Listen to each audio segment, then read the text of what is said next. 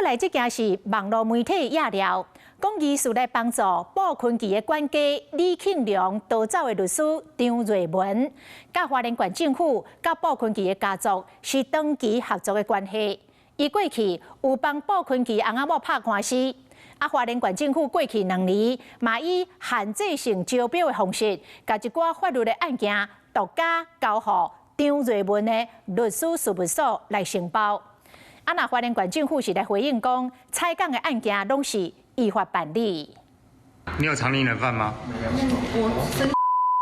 听到关键字，去港面派听会，伊是国民党立委保困期的管家李庆良的委任律师张瑞文，涉嫌抢人犯以50万交保。去哪里了？跟我什么关系？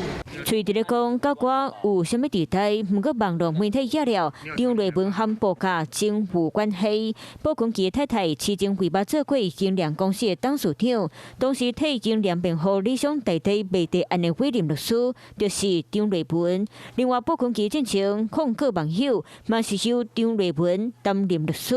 非常多的这个案子指向张瑞文就是傅昆萁的御用律师，甚至是县政府的御用律师哈。我想这个部分，那检方也应该积极的介入来调查。那在咧保困期相关的官司内底，会当看到张瑞文的身影，就和花莲县政府标案冇参与。就看讲张瑞文在咧111年和112年，拢用无经过公开评选，迄只是公开征求的限制性招标。新接花莲县政府的台北区法律顾问劳务采购案，国标金额分别是88万和70万，每期照国标查询，投标厂商拢跟那张瑞文接经，加上法律服务用无公开的限制性招标，难免的互人质疑。我们花莲县政府一切的采购案件都是依照采购法相关的规定办理。官府强调依法办理，不过真侪种的考核，嘛互各界拢伫咧焦急。